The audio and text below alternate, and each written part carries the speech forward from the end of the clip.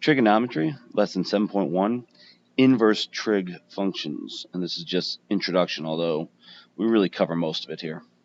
So, where in the unit circle do we get this? And you might look and say, well, that's 1/2 down. The longer side's always the root 3 over 2, the shorter side there.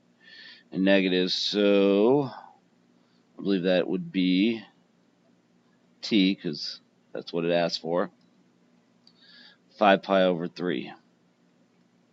And of course we could write that as 300 degrees, negative pi over 3, negative 60 degrees, so on and so on. That's a problem. That's what we're going to get into with the inverse trig functions. We want a single answer. We get a single answer out, that means we're working with a function. If we're working with function, all sorts of rules apply. If we're not working with a function, then we got problems. Let's try another one just to really get it down. I wrote it as y for a very particular reason, which I may or may not remember. Where does it equal negative root 3 over 2? And you might say, yeah, we just did that. And then another person might say, or over there. So it could be at y equals 4 pi over 3 or 5 pi over 3.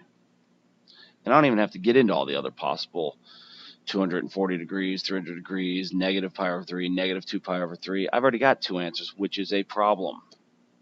So this is where we get into inverse trig functions.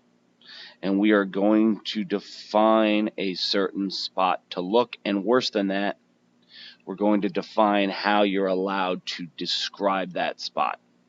You cannot say 5 pi over 3 for arc sine, for sine to the negative first, for the inverse sine function. We'll talk about that in a moment. So, first things first, how do we write it?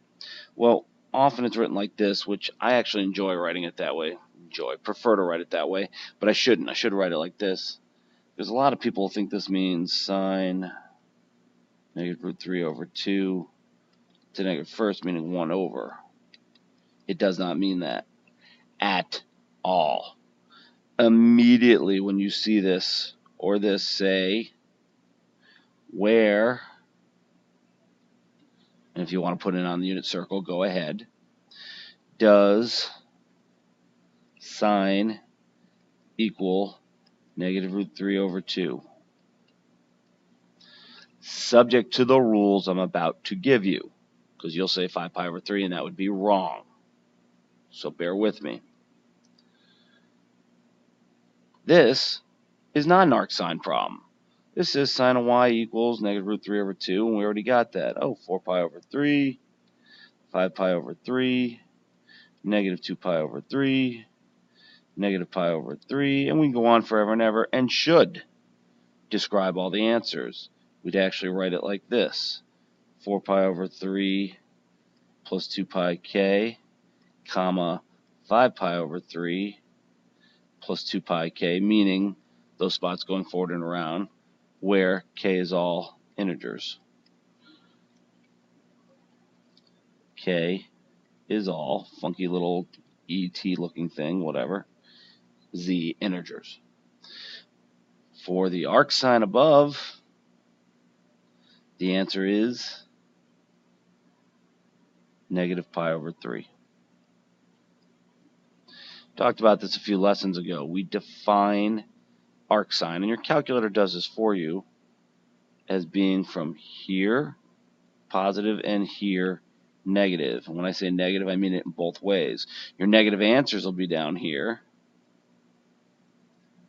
For example, negative root 3 over 2. But I also mean that when you write that answer, you have to write it negatively. You cannot say 5 pi over 3. You have to say negative pi over 3. This takes some getting used to. I will give you plenty of examples. And why is it different? We want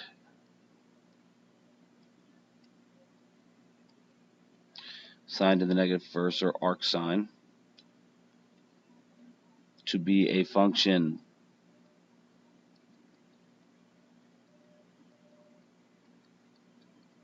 That is a big deal.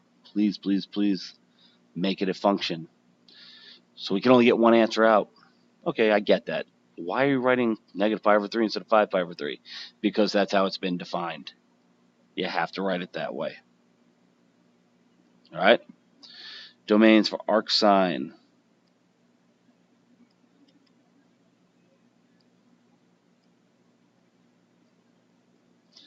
Up to and including pi over 2, down to but not including, and including negative pi over 2. So we would write negative pi over 2 less than or equal to theta or x, whatever we feel like calling the variable. Our cosine, we need one positive, one negative. That's why we did positive, negative here.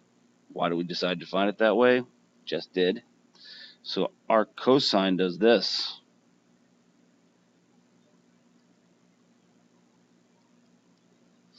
It does from 0 to theta to pi. You can check it out in your calculator. Try arc cosine of negative 1/2, and it will give you 2 pi over 3. What about arctangent? Well, arctangent is exactly like arc sine, except we can't define it at negative pi over 2. It is infinite, so we cannot define it. Same thing for pi over 2, negative pi over 2. So again, for arctangent, you give me a value. I'm looking here, and I'm looking here. Here I call it positive. Here I call it negative. For our cosine, I'm looking here for the positive ones and here for the negative ones. Use your calculator, but you also have to do a lot of them by hand. And this affects how our calculator does this. All right, it will give you the single proper answer if you say, y equals sine of, no, let's write it right. Y equals arc sine of negative 1/2. And you go, all right, unit circle, negative 1/2. That'll be down here at 11 pi over 6. You plug it in your calculator, and you get negative pi over 6. Of course, it gives you a decimal. It doesn't actually give you the radian, which is annoying. You say, well, how would I know that? Because you have to learn to define it as negative pi over 6. That's how it's done. Practice makes perfect. Sine of pi over 6 is 1/2. Where does sine equal 1/2? Pi over 6. Well, that was silly. Yeah, well, I'm just warming up. Sine of 5 pi over 4 is root 2 over 2. Where does sine equal root 2 over 2? You might be tempted to do this. That would be wrong.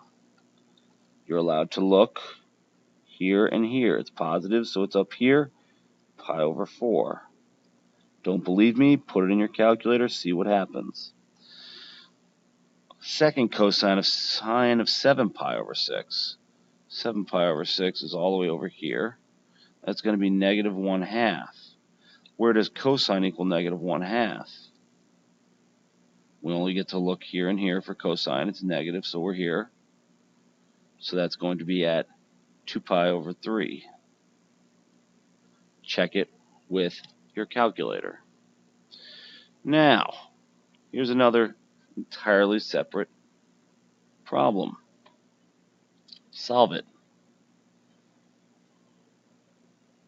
That's wrong.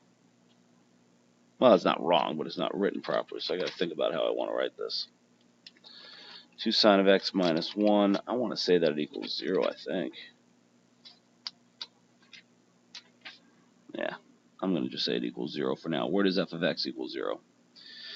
2 sine of x equals 1. Divide by 2. And we get sine of x equals,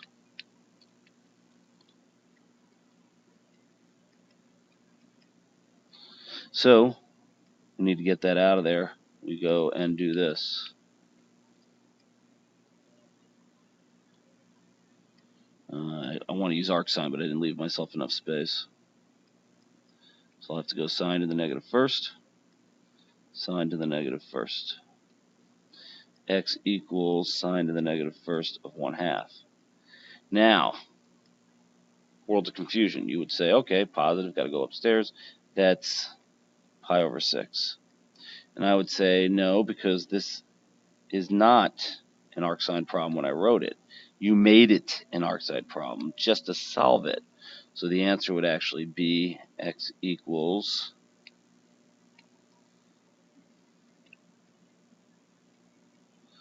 now we can also find it at 5 pi over 6. Actually, I got to write all this out.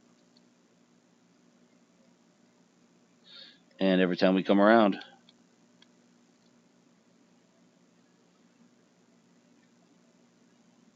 I want to leave that at the bottom.